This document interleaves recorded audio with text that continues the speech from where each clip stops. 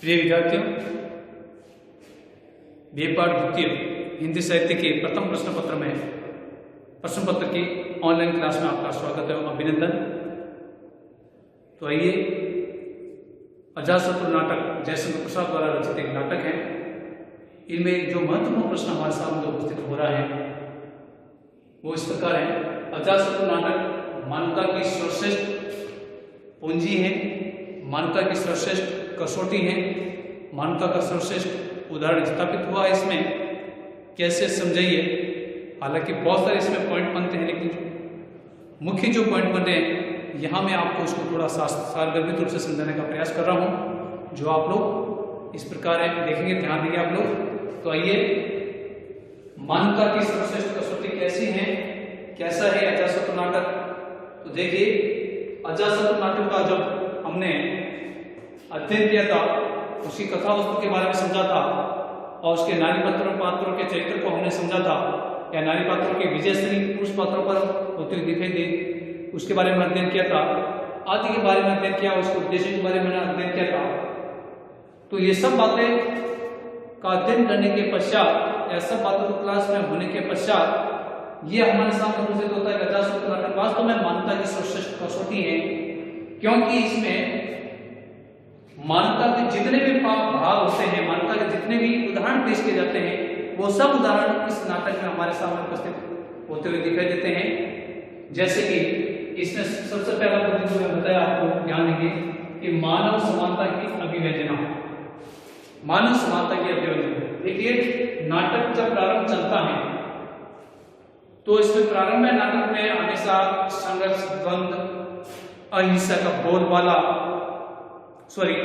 हिंसा का बोलबाला, और इस प्रकार से भय, त्रासदा, कलह, राग, छल, कपट, द्वेष, ऐसे जो मानवीय जो आक्रमणीयता का जो भाव है, जो मानवीय मानवता के विकास में मानवता के विकास में बाधक होते हैं, ऐसे भाव इसके प्रारंभ में हमें नाटक में देखने को मिलते हैं।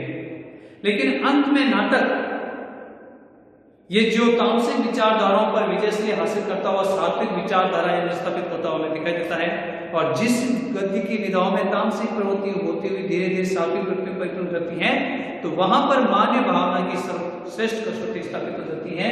इस प्रकार से कह सकते हैं कि नाटक के प्रारंभ में, जैसे मगध साम्राज्य में देखें तो छलना देवदत्त के कहना में आकर के जिसके राज्य में वो कथे का बीज उत्पन्न करती है, और बीज उत्पन्न करने के परिणाम रूप अपने पुत्र अजातशत्रु को राजगद्दी पर बैठाती है, और अंत में उसका पोता होता है। अंत में उसका क्या होता है, पुत्र होता है। तो पुत्र को अपने गोदी में लेकर अपने पति और अपनी बड़ी बहन वासवी के पास में जाते, एकांतवास में जाते हैं, और जाकर के उनके समक्ष अपने पुत्र को सौंपते हैं। तो उस समय उसको बहुत बड़ा खुशी होती है, और ऐसी स्थिति में प्रसन्नचित्त बिंबिसार अपने पुत्र को देकर के फूले नहीं समाते हैं, और ऐसी स्थिति में वहां पर महात्मा बुद्ध को बुलाया जाता है, और महात्मा बुद्ध के सानिध्य में उस पुत्र को दीक्षा दी जाती है, और अंत में सभी लोग बौद्ध धर्म को स्वीकार कर लेते हैं। इस प्रकार से मानवता का जो एक प्रारंभ से लेकर अंत जो ऊपर तक देखते हैं, तो यहाँ पर मानवता का सर्वश्रेष्ठ उदाहरण जो समानता हम इस मगध साम्राज्य में देखने को मिलती है। इसी प्रकार से हम देखते हैं तो कौशल राज्य में शक्तिमती मलिका और बाजीरा का जो व्यक्तित्व है, प्रारंभ में तो वो हिंसा का रूप स्वीकार करते हैं, लेकिन अंत में वो भी शक्तिमती भी क्या बताती है, वो मानवीय उदार भावनाओं में सर्वोपरि मानवीय उदार भावनाओं में परिपूर्ण होकर के वो भी बौद्ध धर्म को स्वीकार कर लेती है। ठीक है ना। इसी प्रकार से जो मलिका है वो तो प्रारंभ से ही अपने पति की वीर पत्नी कहलाने का अधिकारी समझती हैं, और इतना ही नहीं, वो अपने जो राजा है उसके मरम पट्टी करके एक मानवता की विशाल मिसाल हमारे सामने स्थापित कर लेती है। अगर उसमें, क्योंकि यहाँ पर मानवता की भावना बहुत अच्छे रूप से स्थापित की गई है। एक सामान्य बात है, किसी व्यक्ति के साथ हम बुरा करते हैं तो वो भी व्यक्ति हमारे साथ बुरा करने का प्रयास करता है, लेकिन ऐसी भावना दुर्भावना किसके मन में नहीं थी, मलिका के मन में नहीं थी, बल्कि वो अपने राजा का मरम पट्टी करके अपने कर्तव्य का निर्वाह करके और स्वयं कहती है मैं वीर सेनापति की पत्नी, और इसलिए वीर सेनापति की पत्नी होने नाते मुझे ये कर्तव्य, मुझे शोभा नहीं देता कि मैं किसी के प्रति शत्रुता का भाव रखूं। मेरे लिए सबसे पहले राष्ट्र प्रेम सर्व परी है, मेरे ऊपर राष्ट्र प्रेम सबसे ऊपर है, उसके बाद मेरा निज प्रेम उपस्थित होता है। इस प्रकार से इसमें भी मान्यता का, सफलता का भाव इसमें देखने को देता है। और इसी प्रकार से कौसल्य राज्य में भी, ठीक है ना, पद्मावती, वासवदत्ता और मागधी में भी प्रारंभ से हिंसा का भाव तो दिखाई देता है, लेकिन अंत में वो भी वो मानवीयता का जो करुणा के भाव में वो विकसित हो जाती है। इस प्रकार से अजातशत्रु नाटक में तीनों राज्यों में मानवता की समानता की अभिव्यंजना इसमें देखने को हमें मिलती है। तो इसी प्रकार से दूसरा बिंदु है सांस्कृतिक समन्वय की भावना। सांस्कृतिक समन्वय, ध्यान दीजिए, मैंने आपको पहले ही बताया था इस नाटक में तीन बातें होती है, ध्यान दीजिए। एक तो ऐतिहासिकता,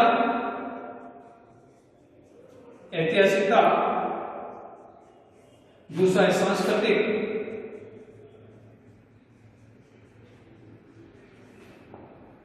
और तीसरा है काल्पनिक। तीसरा कौन सा बच्चों? काल्पनिक। इन तीनों का सुंदर क्या गया है? समन्वय किया गया है। तीनों क्या किया गया है? समन्वय, सांस्कृतिक समन्वय की भावना। संस्कृति क्या कहती है? हमारी संस्कृति की जो सर्वोपरि पूंजी है कि सभी लोग आपस में वैर भाव को भुला करके, जब देश पर किसी प्रकार की कोई परिदशा आती है, देश पर कोई संकट आता है, राष्ट्र पर कोई भय जैसी स्थिति उत्पन्न हो जाती है, तो सभी हमारे मन में जो मानवीय का जो दुर्भावना होती है उसको भुला करके, मानवीय संकीर्ण भावना को परे करके हम वापिस हमारी संस्कृति में एक होने के राष्ट्र के साथ सद्भावता का विचार हम देखने को मिलता है, करते हैं। इसी प्रकार से अजातशत्रु नाटक के अंतर्गत जयशंकर प्रसाद ने सांस्कृतिक समन्वय की भावना इसमें स्थापित करने का सफल प्रयास किया है।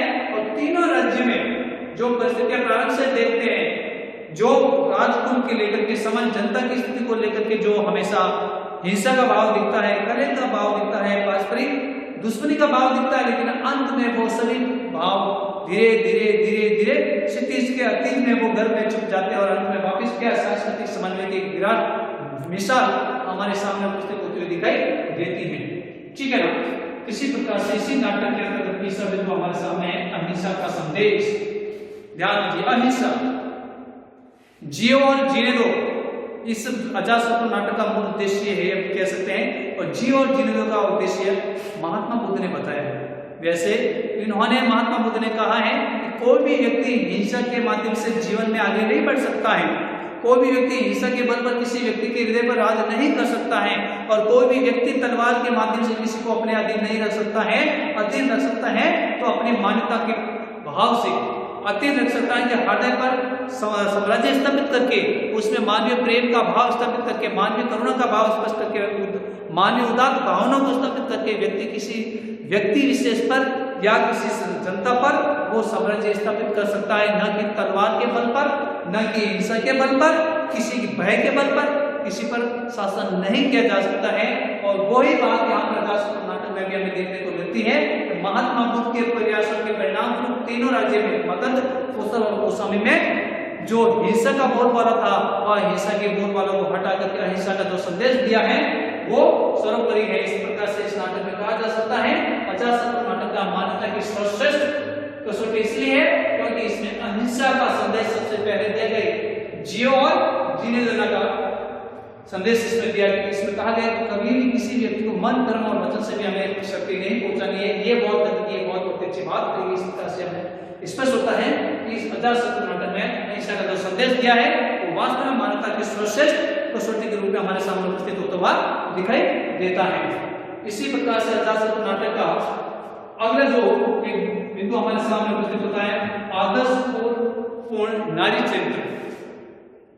देखिए, नारी, कुछ लोग नारी को भोग की वस्तु समझते हैं, कुछ लोग नारी को क्या सौंदर्य की प्रतिमूर्ति समझते हैं, कुछ लोग नारी को अबला समझते हैं और कुछ लोग नारी को शक्तिहीन समझते हैं। और इसी के विपरीत नारी, जब इस नाटक में बताया गया, जब नारी जब ठान लेती है तो पत्थर को भी क्या कर लेती है, वो पिघाल सकती है। इस प्रकार से पत्थर दिल जैसे व्यक्तित्व कौन? प्रसेनजीत हैं, बिंबिसार हैं और इसी प्रकार से अजातशत्रु हैं, ठीक है ना। उन पर विजय श्री हासिल होती हुई है, उन पर विजय प्राप्त करते हुए इसमें दिखाया गया है। इसमें नारी चरित्र पुरुष चरित्रों पर अधिक सफल होते हुए दिखाई गई है, जो पूर्व क्लास में इसके बारे में मैंने आपको समझाया है। नारी का चरित्र में कैसा है? सामान्य नहीं, वो आदर्शपूर्ण नारी है। साम, दंड, भेद नीति के माध्यम से राज सत्ता को प्राप्त करना, ये नारी के लिए स्वाभिमान की भावना इसमें हमारे सामने प्रतीत होती हुई दिखाई देती है। अजातशत्रु नाटक में जयचंद्र प्रसाद ने बताया है कि नारी भी राजनीति में अगर हस्तक्षेप शुरू कर ले, अगर वो ठाने तो वो अपने जीवन में लक्ष्य को हासिल कर सकती हैं। तो वही बात इसमें हमें समझाई गई है और नारी के माध्यम से अतीत काल की समस्याओं को वर्तमान तक स्थापित किया और वही समस्या आज हमारे समाज में कहीं इधर उधर गर्त के इधर उधर वो घूमती हुई दिखाई देती है और राजनीति में राजगति को प्राप्त करना सब प्रकार के जो हथकंडे अपनाए जाते हैं वो जायज हैं। इसी प्रकार इसमें पुरुष पात्र नारी चरित्र पर वो क्या होता है, कमजोर होता हुआ, हार मानता हुआ, पस्त होता हुआ दिखाई देता हुआ नारी पात्र स्वयं को जीवित या उसमें जीत या अपनी विजयश्री या उसमें अपने कर्तव्य निष्ठा का भाव होते हुए दिखाई देती है। इस प्रकार से नारी का चरित्र है वो आदर्शपूर्ण चरित्र इसमें अजातशत्रु नाटक में जयचंद्र प्रसाद ने दर्शाया है। और इसी प्रकार से इसलिए हम कह सकते हैं कि अजातशत्रु नाटक नारी चरित्र की दृष्टि से सर्वश्रेष्ठ कसौटी पर खरा उतरता है। और अंत में मैं कहना चाहता हूं अजातशत्रु नाटक में सब जगह तीनों राज्य में हमें ये बात देखने की सदाचरण और कर्मनिष्ठा का भाव हमें भी जीवन में सदा आचरण करना चाहिए। देखिए छलना प्रारंभ में छल करती है और जीवन के उत्तरार्ध में वो भी सदाचार का पाठ सीख लेती है और बौद्ध धर्म को स्वीकार करती है।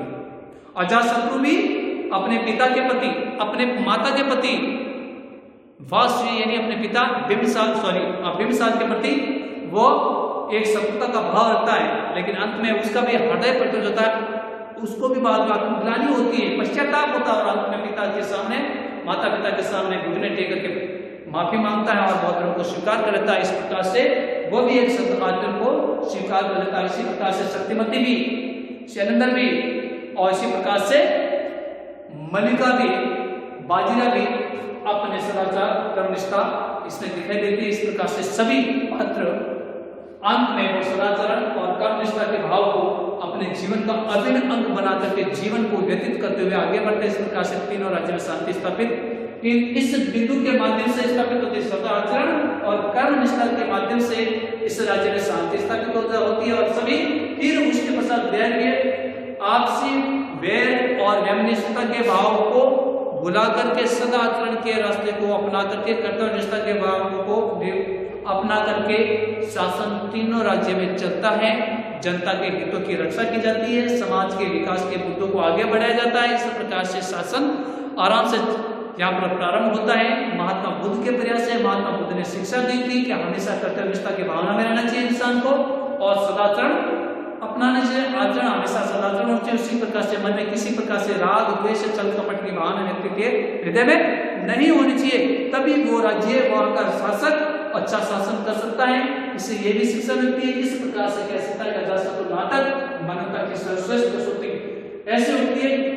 सर्वश्रेष्ठ कसौटी ऐसा है क्योंकि यहाँ पर प्रत्येक पात्र है अंत में सदाचरण और कर्तव्य निष्ठा का निर्वाह करते हुए अपने जीवन में आगे बढ़ते हैं।